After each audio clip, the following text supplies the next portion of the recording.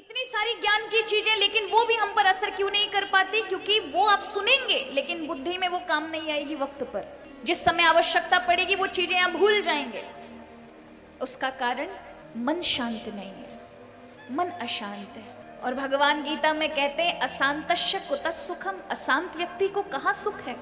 सुख वही ले सकता है जिसका मन शांत है। और जब हम प्रभु से जुड़ते हैं, भगवान की भक्ति करते हैं, तो ये मन भगवान ने दिया है। प्रभु से जुड़ने के कारण इस मन जो छटपटाट है वो स्थिर हो जाती है, रुक जाता है मन। इसलिए जहां मन रुका वहीं पर आपको हर चीज में आनंद आएगा। जब आप कोई नई चीज, आपकी इच्छा हो, मुझे ये गाड़ी मिल जाए, मुझे ये घर मिल जाए, ये मेरा काम जो मैं सोच रहा हूँ ये हो जाए, या माताएं सोचो मुझे ये मिल जाए, वो मिल जाता है, कितनी खुशी होती है उस दिन, जिस दिन मिल गया होता है। इतने सालों से आप सोच रहे होते हैं, कई दिन खुशी रहती, क्योंकि मन टिक गया, स्थिर हो गया, इसलिए खुशी नजर आ रही है। जैसे ही मन अशांत हुआ, जो चीज है ना उस पर खुशी नहीं आएगी। इतनी कितनी सारी चीजें आप लोगों ने पाई अपने जीवन में, आप खुश हैं? आज भी खुश नहीं है, दुख ही रहेगा। इसलिए कहा सुख और शांति में अंतर है। सुख जो होता है वो बाहर से मिलता है, शांति जो होती है वो भीतर से मिलती है।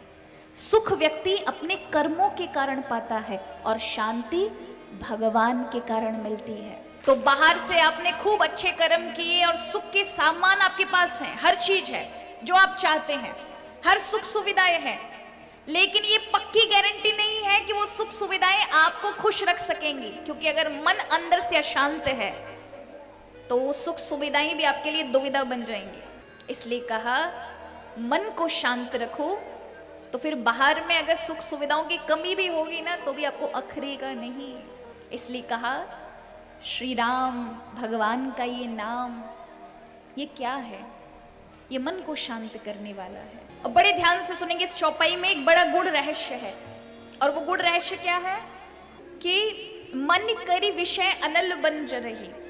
मन और करी माने कहते हाथी, मन रूपी हाथी। जंगल जल रहा हो, अग्नि लग रही हो पूरे जंगल में, और हाथी फंस जाए जंगल की आग में, तो हाथी को अपना बचाव कैसे नजर आएगा? उसे सबसे पहले क्या याद आएगा? उस हाथी को याद आएगा उस जंगल के बीच में सरोवर है, तालाब है, नदी है, उसकी याद आएगी। दौड़कर उसी ओर भागेगा, और जैसे ही उस सरोवर या नदी के किनारे आ जाए उसमें घुस जाएगा और बीच में बैठ जाएगा। अब उसे पता है कि चाहे कितनी भी आग लग जाए लेकिन यहां तक नहीं आ सकती, हम बचाव में हैं।